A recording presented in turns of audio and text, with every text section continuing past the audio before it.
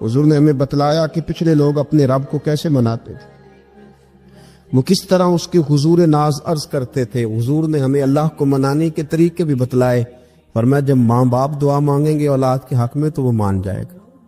حضور علیہ السلام نے فرمایا جب مسافر دعا مانگے گا تو اللہ مان جائے گا۔ فرمایا میرے رسول کریم نے کہ جب بیمار دعا مانگے گا تو اللہ مان جائے گا۔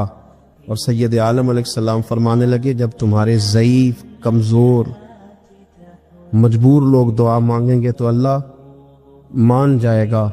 اور حضور نے فرمایا جب تم فرض ادا کر کے دعا مانگو گے تو اللہ مان جائے گا۔ اور میرے محبوب نے فرمایا جب پچھلی رات اٹھ کے تم اس کے حضور عرض کرو گے تو وہ تمہاری دعاؤں کو قبول کر لے گا، وہ تمہیں مان جائے گا۔ اور حضور نے ہمیں دن بتائے، فرمایا جمعے والے دن مانگنا مان جائے گا، شب قدر کو مانگ لینا مان جائے گا، شب برات میں دعائیں کرنا وہ مان جائے گا، رمضان کی راتوں میں مانگنا مان جائے گا، قرآن پاک کے ختم کے موقع پر دعا کرنا مان جائے گا۔ طریقے بتلائے۔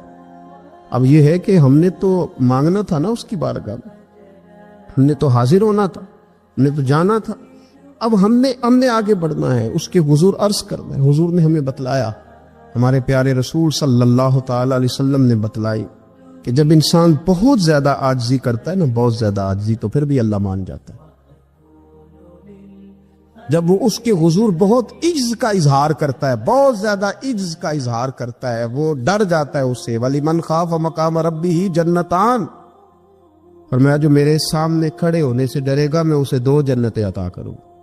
نبی پاک صلی اللہ علیہ وسلم نے فرمایا، حضرت ابو ہریرہ رضی اللہ تعالیٰ عنہ راوی ہے، حضور فرماتے ایک شخص مرنے لگا تو اپنے بچوں سے کہنے لگا کہ میں جب مر جاؤں تو مجھے جلا دینا، اور پھر میرے جلے ہوئے وجود کو پیس دینا، پھر مجھے ہوا میں اڑا دینا، پتر مجھے اڑا دینا، مجھے بڑا ڈر لگتا ہے، اگر رب نے مجھ سے حساب پوچھا تو میں قابل نہیں ہوں، اڑا دینا مجھے ہواؤں میں، اگر اس نے مجھ سے عذاب لیا تو حساب لیا تو بڑا سخت حساب لے گا۔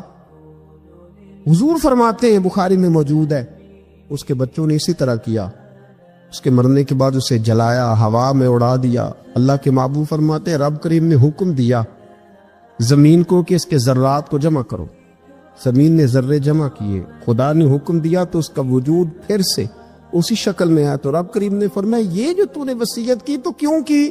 اللہ جانتا ہے کہ نہیں جانتا؟ یہ کی تو کیوں کی؟ تو رو پڑا، کہنے لگا اللہ میرے اندر تو طاقت نہیں تھی تیرے سامنے کھڑا ہو کے حساب دے سکوں، تجھے منانے کے لیے تیرے خوف سے ڈر گیا، میں ڈر گیا۔ اگرچہ ہمارے بزرگوں نے لکھا ہے کہ آج یہ وصیت کرنا، اس رنگ میں یہ طرز اختیار کرنا درست نہیں، لیکن آپ غور فرمائیے کہ نبی پاک علیہ السلام فرماتے ہیں جب اس نے کہا نا اللہ تجھ سے ڈر کے یہ کیا، تو رب کریم نے فرمایا جا پھر میں نے تیری مغفرت کر دی، کیونکہ اللہ کو پتا تھا یہ دل سے بات کر رہا ہے۔ ہمیں یہ سمجھنا چاہیے کہ نبی پاک علیہ السلام کے دنیا میں تشریف لانے کے کچھ مقاصد ہیں۔ انبیاء جب آتے ہیں تو بڑا مقصد لے کر آتے ہیں، اس مقصد کو ہم نے سمجھنا ہے، اس پر ہم نے غور کرنی ہے اور اپنے آپ کو تبدیل کرنا ہے۔ میلاد جو ہے نا، میلاد اس کا مطلب انقلاب ہے۔ ہمارے ہاں سمجھ لیا لوگوں نے ایک کمیٹی بناؤ اور خوب جناب اچھے طریقے سے آپ ایک بزم سجاؤ، یہ بڑی اچھی باتیں ہیں، الحمدللہ اس کا اللہ بڑا اجر عطا فرمائے گا، یہ بڑی خوب بات۔ لیکن میرے عزیز جو میلاد شریف ہے نا، لفظ میلاد یہ انقلاب کا نام ہے۔ جب آپ میلاد مناتے ہیں تو آپ لوگوں کو یہ بتاتے ہیں کہ میلاد شریف سے پہلے بیٹیاں زندہ دفن ہوتی تھیں، اور جب حضور کا میلاد ہو گیا تو اب تو بیٹی قانونی وارث ہے باپ کی، اسے اعزاز مل گیا، انقلاب آ گیا۔ میلاد سے پہلے لوگ منڈیوں میں بکتے تھے، انسان کی کوئی قدر نہیں تھی، لیکن جب میلاد ہو گیا انقلاب آ گیا۔ اب یہ برادری کے رٹے، یہ قبیلوں کی لڑائیاں، یہ سب جہالت قرار پائیں۔ قبیلے صرف تعارف کے لیے، باقی کوئی بڑا نہیں کوئی چھوٹا نہیں۔ ان اکرمکم عند اللہ اتقاکم، اللہ کی نظر میں اس کی عزت زیادہ ہے جو پرہیزگار زیادہ ہے۔ اب انقلاب ہے، اب اس نام پر قوم کو تقسیم نہیں کیا جائے گا۔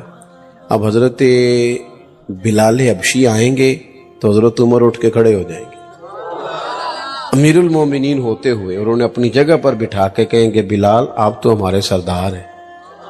میلاد ایک انقلاب کا نام.